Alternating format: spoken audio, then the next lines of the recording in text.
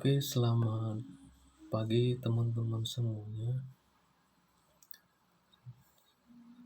Semoga sehat-sehat selalu. Nah, di video saya kali ini saya akan membahas mengenai teori opsi.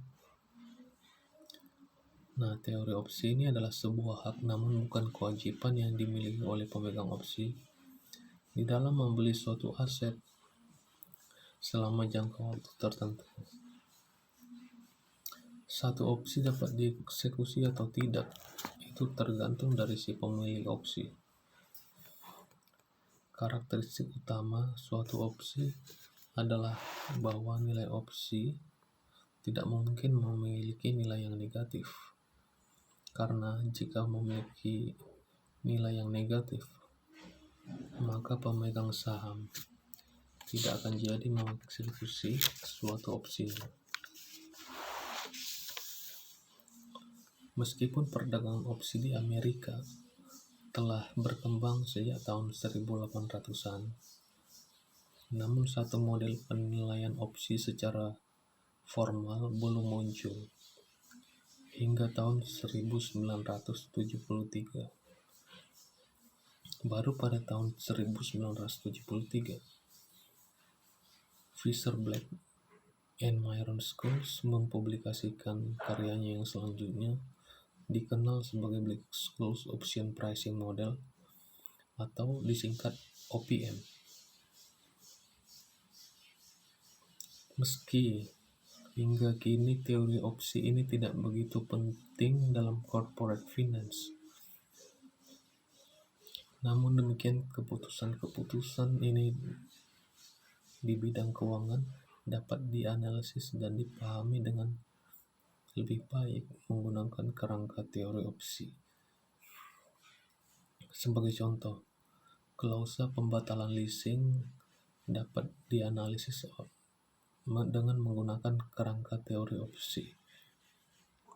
Equity firm dari Levert Firm dapat dipandang sebagai suatu opsi beli atau call option.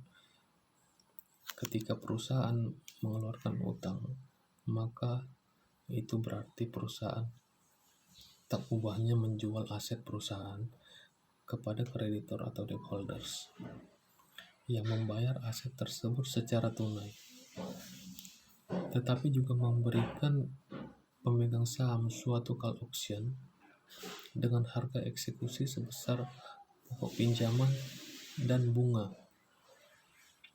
Jika perusahaan berhasil, pemegang saham akan mengeksekusi call option mereka dan membeli kembali perusahaan dengan cara membayar kembali pokok pinjaman plus bunganya. Sebaliknya, jika perusahaan tidak berhasil, maka pemegang saham tidak akan mengeksekusi call option-nya atau tidak akan membayar utang dan bunga kepada debt holders. Selanjutnya, pengendalian perusahaan akan berada di tangan debt holders. Teori opsi ini akan dibicarakan secara mendalam di dalam suatu pembahasan saya selanjutnya. Nah, sekian pembahasan singkat saya mengenai teori opsi ini.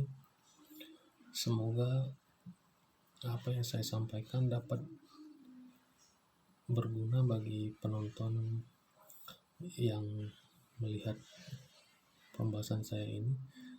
Nah, saya ucapkan terima kasih kepada teman-teman semuanya. Sampai berjumpa di pembahasan saya selanjutnya. Selamat pagi. Sekali lagi saya ucapkan terima kasih.